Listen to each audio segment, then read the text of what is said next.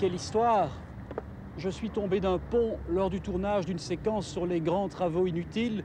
Et comme je me souvenais qu'on avait posé la première pierre d'un hôpital ici il y a 10 ans, je me suis dit que je trouverais ici une clinique ultra moderne pour me faire soigner. Pas de chance. Pourtant, je ne rêve pas. Je suis bien là où on devait construire le nouvel hôpital de Schaerbeek.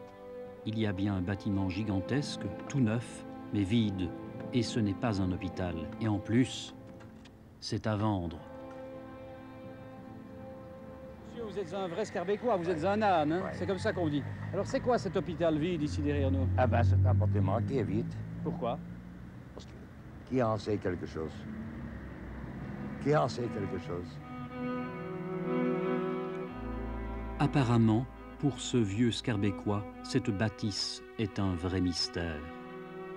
Cela fait maintenant environ 5 ans que ce colossal bâtiment de béton se trouve dans cet état-là.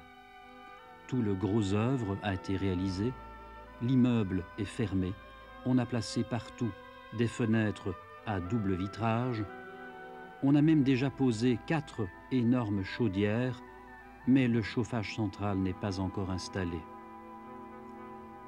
Cet immeuble gigantesque contient 37 000 mètres carrés de surface habitable, répartis sur 8 niveaux. Il comprend 4 corps de bâtiments avec des ailes en étoile. Une architecture moderne, toute neuve, et tout cela est vide, à l'abandon, inachevé. Mais comment est-ce possible? Qui en sait quelque chose?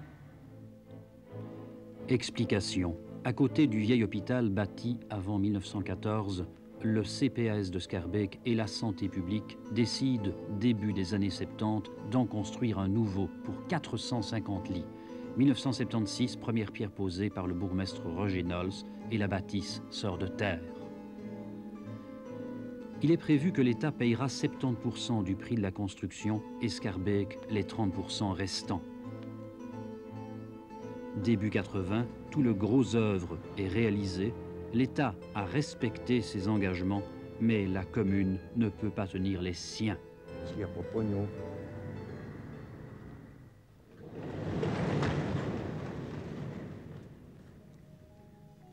Eh oui, plus d'argent pour continuer. Pour comprendre cette affaire, il faut s'engager dans le gouffre de la gestion financière de Schaerbeek. Le trou des finances publiques y est à ce point profond qu'il y a 1 an, au conseil communal, le bourgmestre Roger Nols n'a trouvé d'autre solution que d'annoncer le licenciement du personnel communal temporaire, de rogner les salaires et de saper dans les différents services sociaux, culturels et sportifs, et cela pour trouver quelques millions.